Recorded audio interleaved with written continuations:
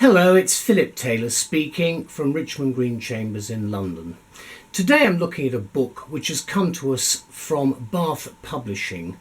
The title of the book is one we've reviewed before, and it's an important area of law for those people who are involved in tribunal matters. The title of the book is Employment Tribunal Remedies Handbook for the year 2015 to 16, and it's been written by James Wynne of Counsel, who's a barrister at Littleton Chambers. There's an excellent foreword as well by Judge Brian Doyle, which is worth reading at the front of the book.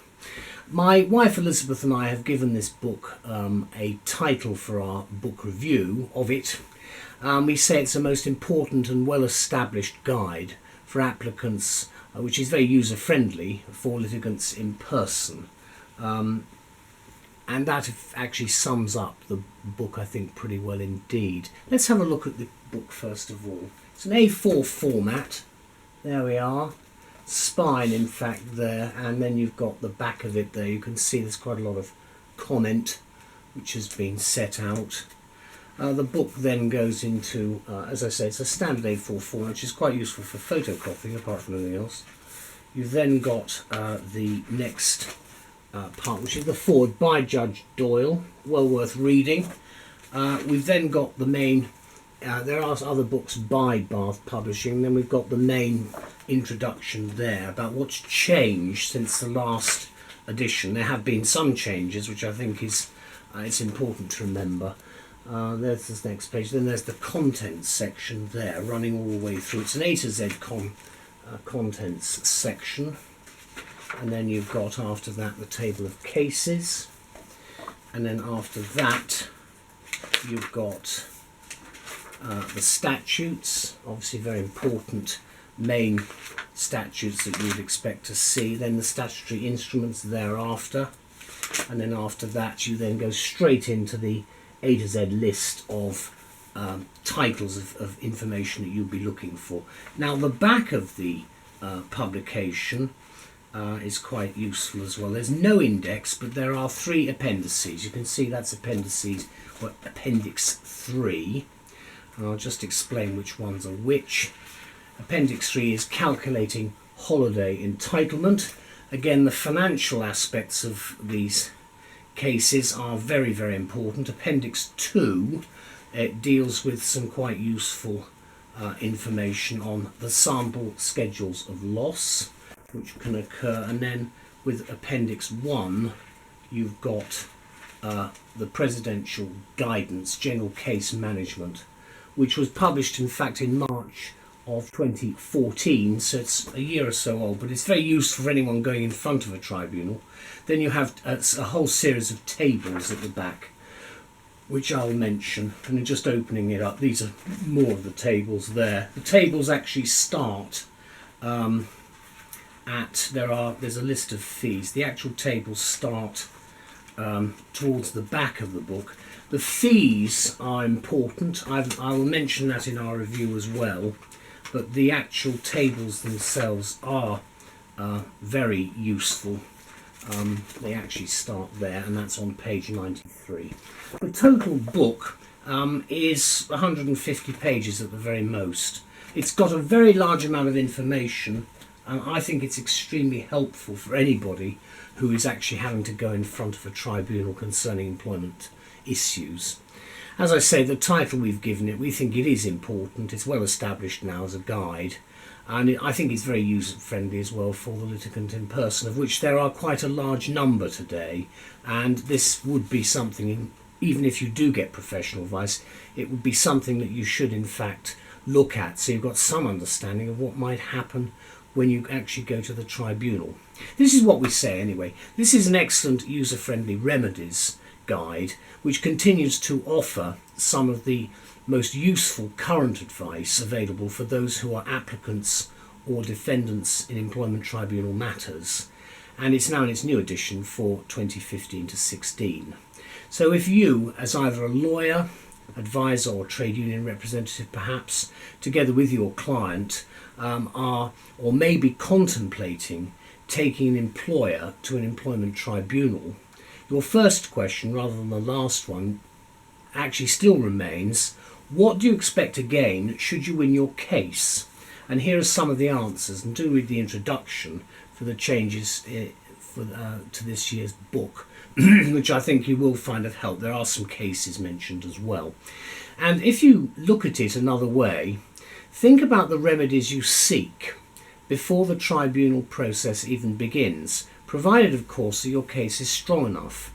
This is where the latest edition then of Bath Publishing's informative Employment Tribunals Remedies Handbook for 2015 to 16 comes in most handy, with all the continuing changes and frankly the difficulties as well which have surfaced in these types of tribunal matters over recent years. Such considerations are not merely important, as we've said before, they are of course paramount, and more so than ever in view of the hike in the employment tribunal fees, which occurred and actually caused some rethinking by applicants, although we've seen figures that suggest that tribunal applications have now risen again, and so they've sort of dipped and then they've come up again after the initial shock of the fee changes, which led to a reconsideration in quite a few cases, I think. But at the end of the day, many of the applicants have decided to pursue, notwithstanding the big increase in costs. So if it was an attempt by the government as some sort of measure to cut numbers, I think it's a bit like the legal aid cuts. It does actually backfire sometimes, and this could well be another example where if people feel very strongly about something, they're going to want their day in court because they don't like the way they've been treated by their employer. And likewise, of course, if you're an employer and you're acting for an employer, you need to know what remedies will actually be pursued, so you can get some idea of the overall cost of what you could be facing as a bill at the end of any hearing.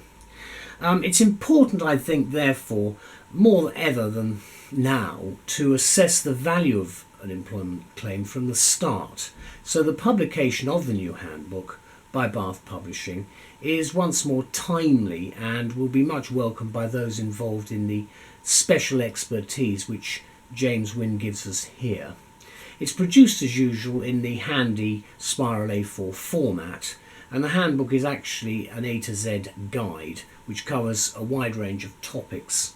These range from ACAS at the beginning and accelerated payments through to remedies, written reasons for dismissal, which are right at the end, and written statements of particulars. The book provides, as I've indicated at the back of it, some 40 tables covering such areas of fees. Perhaps this section should be studied first, I've suggested. It is important to bear in mind what it's going to cost you. Obviously it also covers things like interest, pensions and much more, including the answers to questions involving adjustments to basic awards, ex gratia payments and so on.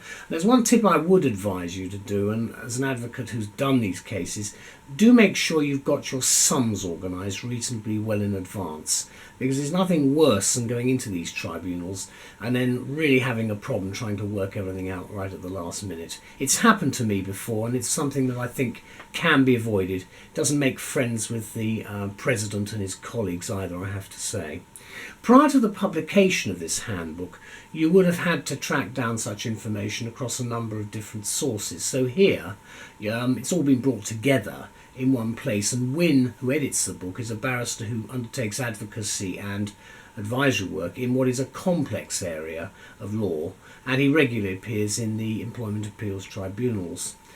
Writing in the Foreword in 2014, I realise it's a year old now, Judge Brian Doyle, who's president of the Employment Tribunals England and Wales, has referred to the handbook as having, quote, added an important resource to the employment law library, and one which could be readily accessible to all who use the employment tribunal system, whether represented or unrepresented. And that's as valid today as it ever has been, and that's one of the reasons why this is such an important book for you if you have to go to a tribunal. Let me conclude by saying that this book, we think, has now established itself as a real time saver for the busy employment lawyer, with its highly relevant worked examples. It's now published annually to keep users up to date with current developments in this continually changing area of law, and it's a credit to the team responsible for producing it because it makes our lives a lot easier. And the publication date is cited, of course, as at April 2015, so it's really for the financial year. And I'd like to thank all concerned for what is an excellent book. Here it is again, blue cover. There's the back, just to give you some idea very quickly of what's in it. And then just opening it out in the middle. Loss of chance, here we are, maternity equality clause and so forth. A lot of very interesting and important information. Tupi and unfair dismissal, of course, are covered in a lot of detail there. This isn't by no means the end statement on this. Union membership, for instance, is also covered.